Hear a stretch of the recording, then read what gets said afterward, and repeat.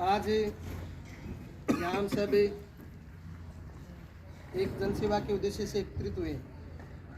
Royal याराना green सेवा समिति शेखावाटी जो युवाओं का एक ग्रुप है जो पिछले 6 महीने से इस हॉस्पिटल में जो क्षय रोगी हैं उनको पौष्टिक आहार वितरण कर रहा है। उसी के साथ साथ युवाओं ने ये निर्णय भी किया कि सर्दी का मौसम है तो कुछ ज़रूरतमंद लोगों को कंबल वितरण भी किया जाए। तो आज इस कंबल वितरण और किट वितरण के उद्देश्य के साथ हम सभी यहाँ एकत्रित हुए।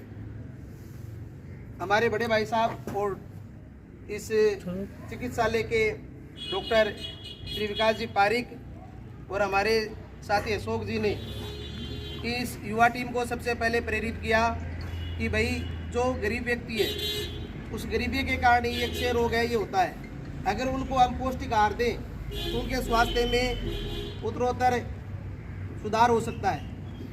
इस प्रेरणा को हम सब ने ग्रहण करके इस संकल्प को लिया और 6 महीने तक लगातार उन क्षय रोगियों को हमने पौष्टिक आहार वितरण किया। अब ग्रुप के जितने भी जो सदस्य हैं जिनमें हमारे अध्यक्ष मनीष जी टिटावता, छोटे भाई सुरेंद्र जी खटगढ़, जितेंद्र जी, कोषाध्यक्ष मनीष, पंकज जी, सुनील जी और अन्य जो साथी आए हुए हैं कूड़ाराम जी, मनोज जी, सभी ने निर्णय किया है कि ये जो 6 महीने का किट वितरण का कार्यक्रम था इसको हम 6 महीने के लिए आगे भी जारी रखना चाहते हैं, जिसकी सहमति बड़े भाई साहब ने हमें दे दी है। और आगे भी ये जो ग्रुप है 6 रोगियों को 6 महीने के लिए किट वितरण करेगा। और हमारे इस ग्रुप का हौसला अफजाई करने के लिए हमारे गार्जियन और ताऊ जी, हलाल जी, भास्कर, फौजी साहब भी हमारे बीच पहुंचे हैं। इनके करकमलों से और हमारे अध्यक्ष महोदय के करकमलों द्वारा और ग्रुप के सदस्यों के द्वारा यहाँ पधारे हुए सभी को कम्बल वितरण किया जाएगा। अब मैं डॉक्टर साहब विकास जी पारिक से आग्रह करूँगा कि वो भी ग्रुप के बारे में और इन क्षय रोगियों को जो किट और जो कंबल वितरण किया जा रहा है इसके बारे में हम सबको जागरूक करें कि आगे किसी भाई के इस प्रकार की कोई बीमारी हो न लगे, किस कारण से बीमारी होती है, इसके बारे में हमें थोड़ा विस्तार से बताएं डॉक्टर साहब। मंचस्थ याराना समिति के पदाधिकारी एवं ग्रामीण जन संस्थान के कार्मिक, मुझे बहुत खुशी है कि सबसे पहले चंद्रप्रकाश जी आए थे मेरे पास। उन्होंने बोला कि हम ऐसा कुछ करना चाहते हैं। हमारे पास भी सरकार का ये मतलब दबाव था कि आप सामुदायिक सहभागिता बढ़ाइए। जो भी रोग हैं उनके अंदर यदि सोसाइटी साथ में आती है तो उन लोगों पे काबू अच्छी तरीके से पाया जा सकता है। मैंने कोशिश भी की थी पर मेरा इनसे संपर्क नहीं हो पाया था। मैंने गांव में जो भी थे इस मामले में आगे उनसे बात की पर ढानन डेवलपमेंट ट्रस्ट में भी इस बात में कोई ज़्यादा रुचि नहीं ली कि हम ऐसा कर पाएंगे क्या। पर जब इन्होंने मेरे पास ये ऑफ़र दिया तो मेरे को अच्छा भी लगा और हमने कोशिश भी की। सबसे बड़ी दिक्कत आ रही थी कि मैंने इनसे बोला कि कम से कम आपकी ग्रुप है वो रजिस्टर्ड होना चाहिए और मेरे निवेदन पे इन्होंने ये काम किया। मेरे को बहुत अच्छा लगा कि इन्होंने इसे रजिस्टर्ड करवाया। उसके बाद यहाँ के जो रोगी हैं उनको पोषण मिलने लगा। एक्चुअली में होता क्या है, टीबी का बैक्टीरिया बहुत कमज़ोर होता है और हम में से हर एक इंसान की टीबी हो चुकी है, बचपन में ही हो जाती है। पर हमारा पोषण अच्छा था कि वो लोग हम पे काबू नहीं कर पाए क्योंकि बैक्टीरिया बहुत कमज़ोर होता है, बहुत कमज़ोर बैक्टीरिया होता है। थोड़ा सा इंसान यदि पौष्टिक दृष्टि से स्वस्थ है ना तो टीबी नहीं हो सकती उसे। अब जो टीबी हो रही है उनके मतलब उनमें पौष्टिकता तो कमी आई है। अब पौष्टिकता कमी का कारण बहुत है, ये नहीं खाने को नहीं मिला, हो सकता है पाचन नहीं हो पा रहा हो या क्वालिटी नहीं मिल पा रही हो, कुछ और कारण हो। पर अब जिसकी टीबी हो गई उसको पौष्टिक आहार मिलना अति आवश्यक है। सरकार ने सप्लीमेंट्री व्यवस्था की थी पौष्टिक आहार की, पर वो उतनी कारगर नहीं जितनी हम हमारे सामने उनको दे पाए। हमें एहसास होगी भाई क्या कमी चल रही है, क्या होना चाहिए। तो आपके जो पौष्टिक आहार आपकी ये समिति है उससे मिल रहा है, वो मेरी आंखों के सामने से होकर गुजरा है। और मैं आभारी हूँ आप सब लोगों का कि इस सेक्टर के रोगियों के प्रति आपने ये जागरूकता दिखाई और उनके सहायक बने। और आगामी के लिए आपने, मैं खुद निवेदन करने वाला था आपसे कि आप आगामी इस कार्यक्रम को 6 महीने और बढ़ाइए, और आपने चहलकदमी करके पहले घोषणा की है, अच्छा लगा। जय हिंद, जय भारत।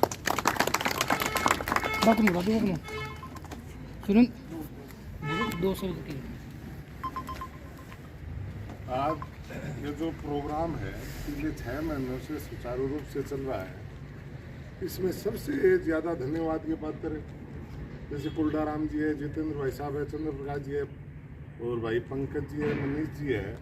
इन्होंने एक बार 6 महीने पहले एक बार चर्चा की थी ग्रुप में कि भैया ऐसा ऐसा हम करते हैं। तो मेरी नज़र में ऐसा कोई प्रोग्राम मैंने नहीं देखा था कहीं भी कोई NGO की तरफ से कि ऐसा कुछ होता है क्या। तो हम बोले भैया हमें तो मालूम नहीं, आप थोड़ा देखिए। फिर धीरे धीरे शायद फर्स्ट जो आपका था उस समय में आया था यहाँ जुलाई में, इतना शानदार। और उसके बाद में कंटिन्यू 6 महीने, कल किसी बात लग रही है 6 महीने हो गया, और आप फिर इसको, और हमारा ग्रुप मिलके इसको आगे चला रहा है। ये भी आप सबको धन्यवाद के पत्र आप सभी। और साथ में जो कम्बल का ये अपना लेके आपने ये भी साथ में सर्दी का मौसम है ठीक किया। इसके साथ में एक और राय देना चाहता हूँ कि ग्रुप के सभी सदस्य बैठे हैं कि जहाँ ज़रूरतमंद और भी बहुत सी जगह है, वहाँ भी अगर हम ये सर्दी का टाइम में कम्बल का ये प्रोग्राम थोड़ा सा और भी चलाए ना तो अच्छा रहेगा। सुरेंद्र जी ने कहा है कि सर्दी का मौसम है, तो ग्रुप ने पहले निर्णय कर लिया है 31 दिसंबर को फतेहपुर में।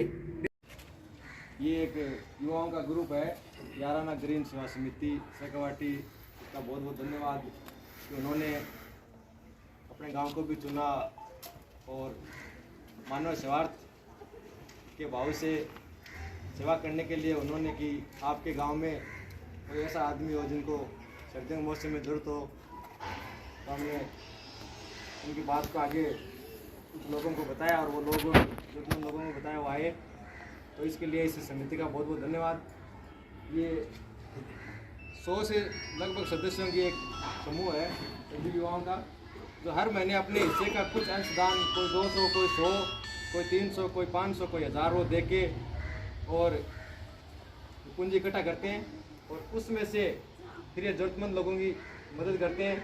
इसमें सर्दियों के समय में कंबल है, और जो पौष्टिक आहार भी देते हैं, केजे खाने का किट भी बांटते हैं, और गरीब जो ऐसा है बच्चों की शादी की भी मदद करते हैं। ऐसा कोई अगर हो तो आप इनसे आगे भी संपर्क कर सकते हैं। कोई बीमार हो, ऐसा हो, कमाने वाला नहीं हो, तो उन सब के लिए उन्होंने अपने गांव को चुना, और सौभाग्य से मैं भी इनके साथ जुड़ा हुआ हूँ। और उन्होंने कहा कि हम आपके गांव में भी प्रोग्राम करना चाहते हैं। तो मैंने कहा ठीक है, मैंने लोगों को बताया, ये भी तैयार हुए और जगह ये अपने स्कूल को चुना गया। इसके लिए ये सेवा समिति के सदस्य सब आए, इनका बहुत बहुत धन्यवाद, आभार। कि आगे भी अगर कोई ऐसी गाँव की तरफ से, लोगों की तरफ से कोई सेवा कार्य बताया जाएगा तो उसमें बढ़ चढ़ के हिस्सा लेंगे, ऐसी उम्मीद करता हूँ। और आप सब आए और ग्रामीण जन भी आए, इसलिए आप सबका बहुत बहुत धन्यवाद। आगे मैं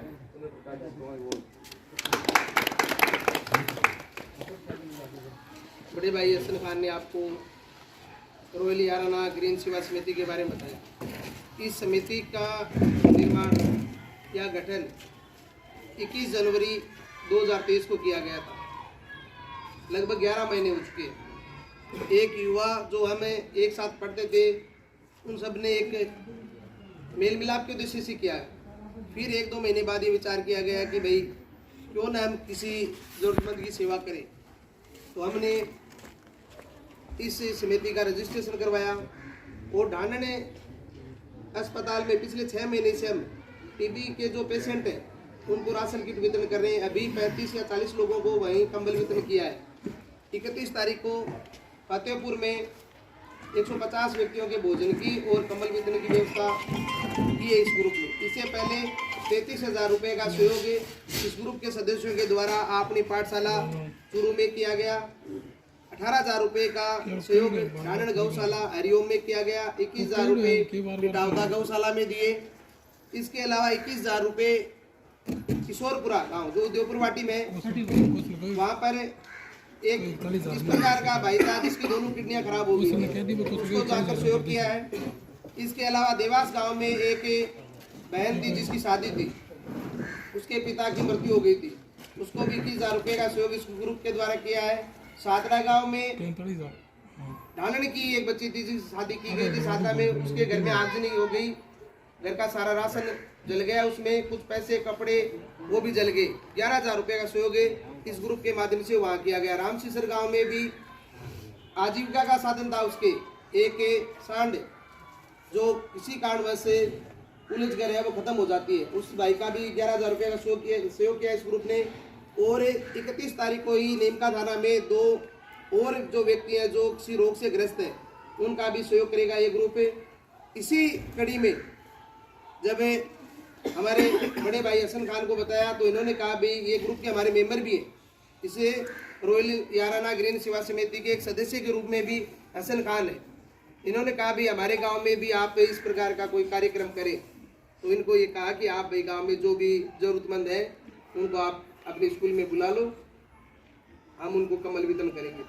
और अगर कोई ऐसा है मतलब कोई बहुत ही बीमार है जिसके आजीविका का कोई साधन नहीं है, तो ये ग्रुप उसके सहयोग के लिए हमेशा तैयार रहेगा। कोई ऐसी बहन है जिसकी शादी है और जिसके कोई पिता या कोई मतलब पिता है या वो मतलब उस शादी में सहयोग करने के लिए भी ये ग्रुप हमेशा तैयार रहता है। इस प्रकार के उद्देश्यों को लेकर ये ग्रुप बनाया गया था। हम आशा करते हैं कि ये ग्रुप में जितने भी जो लोग बैठे ये अलग अलग गाँवों से, कोई एक गाँव का ग्रुप नहीं है, ये लगभग 30 या 35 गांव के युवा इसमें एक साथ जुड़े हुए हैं। इसका कोई वैसे कोई राजनीतिक उद्देश्य नहीं है ग्रुप का, सिर्फ मानव कल्याण और निराश्रित गौवंश की सेवा करना ही इसका मुख्य उद्देश्य है। तो आज हमारा सौभाग्य है इस ग्रुप का कि हसन खान के माध्यम से आज हम इस रोल साहबसरे गाँव में इस टैगोर स्कूल में हम यहाँ पधारे ताकि आपके बीच आकर आप लोगों का हम थोड़ा सा सहयोग कर सकें। जय हिंद, जय भारत। अब हमारे ग्रुप के दो सदस्य बोल ये सरकारी व्याख्याता भी है कुलडाराम जी डाणी चारणा से, ये भी ग्रुप के मेंबर। आज हमारे ग्रुप के सदस्य सभी थोड़ी देर पहले तो ढालन में प्रोग्राम करके आए हैं और उसके बाद आपके गांव में प्रोग्राम कर रहे हैं। और इनका हमारा ये जो ग्रुप है इनका जो उद्देश्य है भाई साहब ने बता दिए, और भी बता दूँ। जैसे जो ज़रूरतमंद लोग हैं या ऐसा ही कह सकते हैं, जैसे मान लो आजीविका उनकी कोई साधन नहीं है या कोई कमाने वाला नहीं है ऐसे मान लो, तो ऐसे उन जो परिवार है उनकी हम सहायता करते हैं। इसके अलावा जैसे मान लीजिए कोई बहन है उसकी शादी में हम सहयोग कर सकते हैं तो वहाँ सहयोग करेंगे। और आज का जो प्रोग्राम रहा है ढालन में जैसे कंबल वितरण किए, अभी सर्दियों की जो सीज़न चल रही है, और आपके गांव में भी भाई साहब हसन खान ने जो बताया कि हमारे गांव में भी कुछ ज़रूरतमंद लोग हैं उनकी हेल्प की जाए, तो आपके गांव में भी कंबल वितरण का सहयोग किया जा रहा है। और आगे भी इस प्रकार के केस हमें मिलेंगे, कहीं भी मिले आसपास के गाँव में, और हमारा जो ग्रुप है वो इसके लिए तत्पर रहेगा सहयोग करने के लिए। और आगे हमारे सुरेंद्र भाई साहब हैं वो कुछ बताएंगे आप। बोलो बताओ।